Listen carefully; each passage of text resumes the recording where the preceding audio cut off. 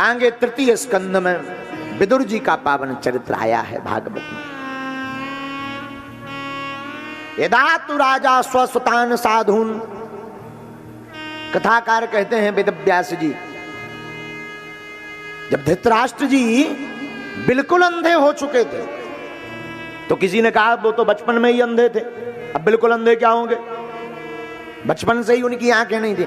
अरे बोले नहीं नहीं नहीं, बचपन से आंखों से अंधे थे, पर दो प्रकार की आंखें होती हैं, एक ये ऊपर की आंखें, दूसरी भीतर की ज्ञान वैराग्य की आंखें होती हैं। लेकिन पुत्र मोह में जब उनका ज्ञान वैराग्य भी शून्य हो गया,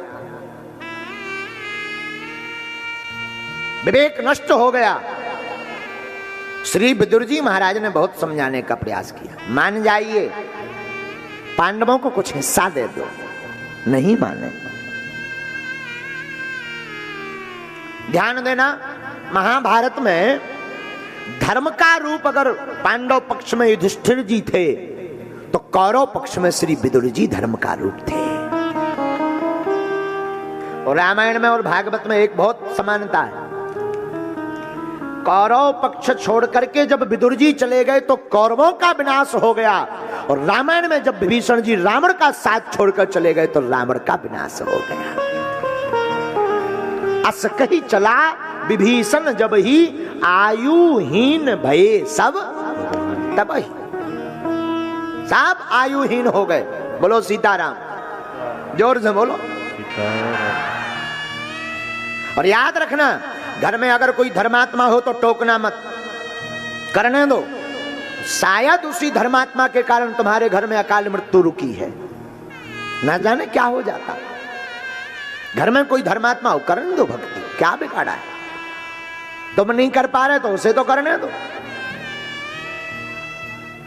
रावण के पक्ष में जब तक श्री विभीषण जी रहे, बाल बांका नहीं हुआ रावण का, क्योंकि विभीषण जी धर्म है।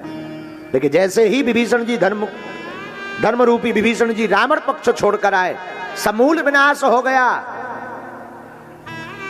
विदुर जी ने बहुत समझाया, मानो धृतराष्ट्र जी, पर पुत्र मोह में मदान्धता छा गई, और जब नहीं माने तो विदुर जी ने ही विचार कर दिया कि अब हमें यहां रहना उचित नहीं, भाग गए।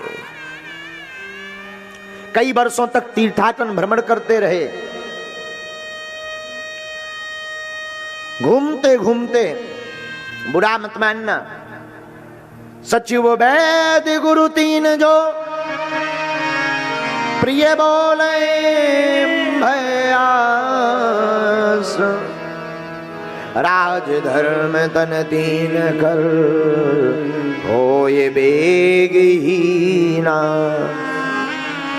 सचिव, सचिव यानी पीए, सेक्रेटरी, वैद डॉक्टर, गुरु, ये तीन लोग जब भय में होकर आपकी हाँ में हाँ मिलाने लगे, गुरु वैद और सचिव आपके भय में, आपके प्रभाव में हाँ में हाँ मिलाने लगे, समझना तुम्हारा विनाश नजदीक है। आपका सलाहकार आपकी सामने मुंह पर मीठी मीठी चिकनी चुपड़ी बातें बताने लगे कि तुम तो 2000 वोटों से जीत रहे, भले ही माहौल एकदम खराब हो, तो फिर होगा क्या, बोले ध्वस्त हो जाओगे। तो सचिव, वैद्य, डॉक्टर तुम्हारी प्रभाव की प्रभुत्व की महिमा देखकर, अगर डॉक्टर तुम्हारे अनुसार तुम कहो नहीं सुई नहीं लगवानी, गोली भर में काम चलाओ, और अगर डॉक्टर हाँ कह दे तो समझो उस रोगी का विनाश हो जाना है, क्योंकि रोग बढ़ जाना है और रोगी मर जाना है।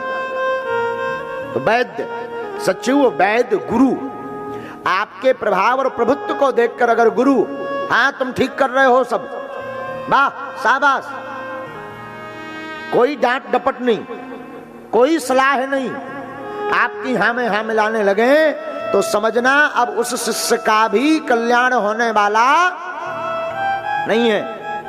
बुरा मत मानिए, हमारा एक सूत्र है, हो सके तो नोट कर लीजिए, माता पिता की डांट और गुरु की लात जिसने खा ली उसका बेड़ा पार हो गया।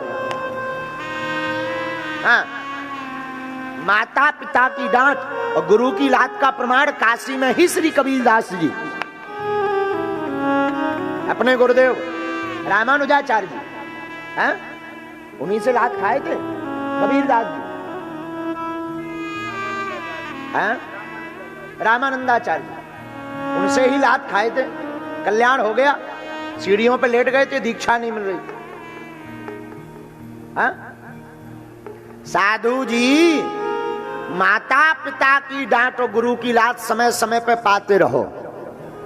हाँ, काम आती है, जितना भी मौका मिले पाओ।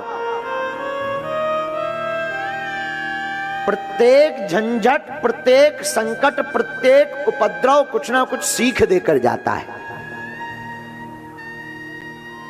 विदुर जी की बात नहीं मानी धृतराष्ट्र जी ने, चले गए विदुर जी छोड़कर। कई दिनों बाद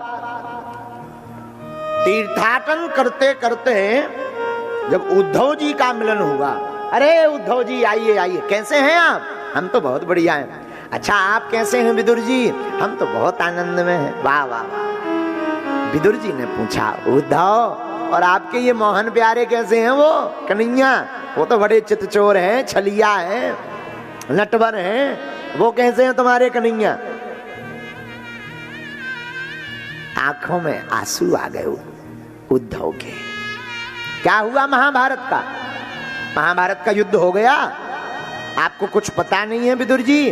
कहां पता, हम तो तीर्थों में भ्रमण कर रहे हैं, आनंद ले रहे हैं, कोई आता पता नहीं। अरे भैया, कब का महाभारत का युद्ध हो गया? पांडव विजय श्री को प्राप्त हुए, कौरव मारे गए हो। अरे वो तो मरने ही थे। जहां सत्य हो, जहां कृष्ण हो, कृष्णम परम धीमहि, सत्यम परम धीमहि, जहां सत्य हो, जहां कृष्ण हो, वहां तो विजय होती ही होती है। और सत्य जहां होता है, कृष्ण वहीं होते हैं। कृष्ण जहां होते हैं, सत्य भी वहीं होता है। तो विजय तो होनी थी, पर तुम्हारे मोहन प्यारे का क्या हुआ? वो कन्हैया का क्या हुआ? आंखें भर गई। लगता है विदुर जी आपको कुछ पता नहीं है। नहीं है पता, भगवान तो कब की लीला पूर्ण करके चले गए। कहां? धराधाम हो। आंखों में आंसू आ गए। भगवान लीला पूर्ण करके चले गए। हाँ, अच्छा एक बात बताओ प्यारे उद्धव, क्या भगवान को कभी हमारी याद आई?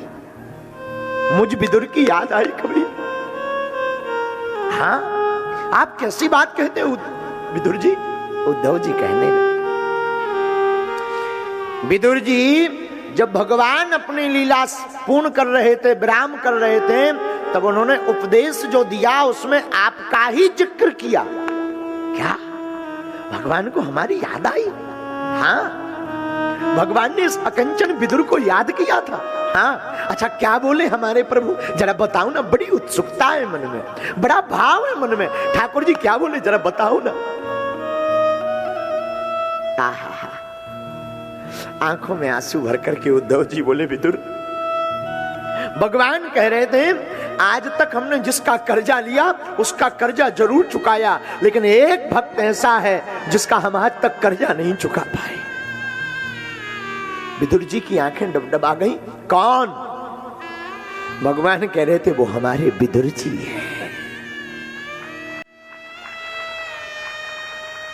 उनका कर्जा नहीं चुका पाए। हमारा और कर्जा कौन सा? आखिर हमने भगवान के ऊपर ऐसा कौन सा ऋण रख दिया, ऐसा कौन सा बोझ रख दिया जिसे भगवान जाते जाते याद करते रहे जो चुका नहीं पाए? उद्धव जी समझाने लगे, अरे विदुर, आपके घर पर जो भगवान आए थे और आपने जो साग खिलाई और विदुरानी ने जो साग खिलाई, जो केले के छिलके प्रेम पूर्वक पवाए, भगवान उसी के कर्जे की बात कह रहे थे। आंखें डबडबा गई, रो पड़े फपक फपक करके विदुर जी।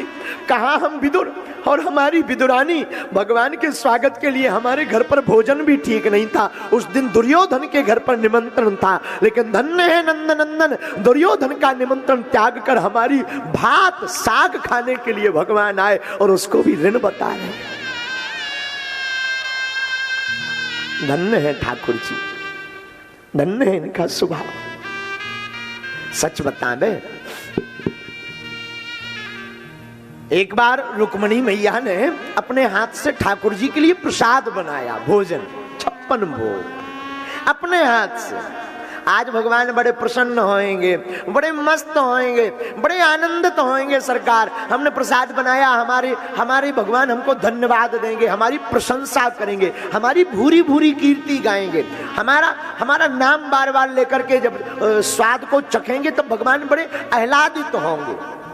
भाव पूर्वक प्रसाद नैवेद्य तैयार किया, भगवान को थाली में परोसा और जिमाने के लिए रखा। भगवान ने खूब प्रसाद पाया। प्रसाद पाकर भगवान आचमन आदि करके जैसे ही भगवान विराजमान भये अपने शयन पर विस्तर वाले स्थान पर, तो रुक्मणी मैया चरणों को धीरे धीरे दबाने लगी, चरणों की सेवा करने लगी। लगा शायद अब भगवान हमारी महिमा गाएंगे, देवी आज तो तुमने बड़ा प्यारा प्रसाद बनाया, बड़ा सुंदर स्वादिष्ट सुव्यंजन का प्रसाद बनाया, अद्भुत था, ऐसा कहेंगे। भगवान कुछ नहीं बोले। उत्सुकतावश मां रुक्मणी ने ही पूछ लिया, सरकार प्रसाद कैसा था? भगवान बोले बढ़िया।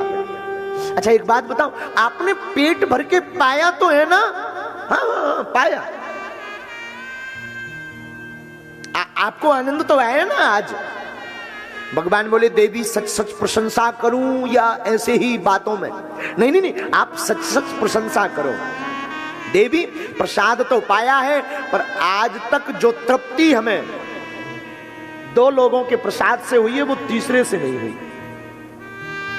तो रुक्मणी मैया ने सोचा शायद यशोदा मैया का नाम लेंगे ठाकुर जी, तो हाथ जोड़कर कहा, सरकार वो 2 लोग कौन भाग्यशाली हैं जिनके हाथों को प्रसाद पाकर आप तृप्त हो गए, जो दुनिया को परितृप्त करता है?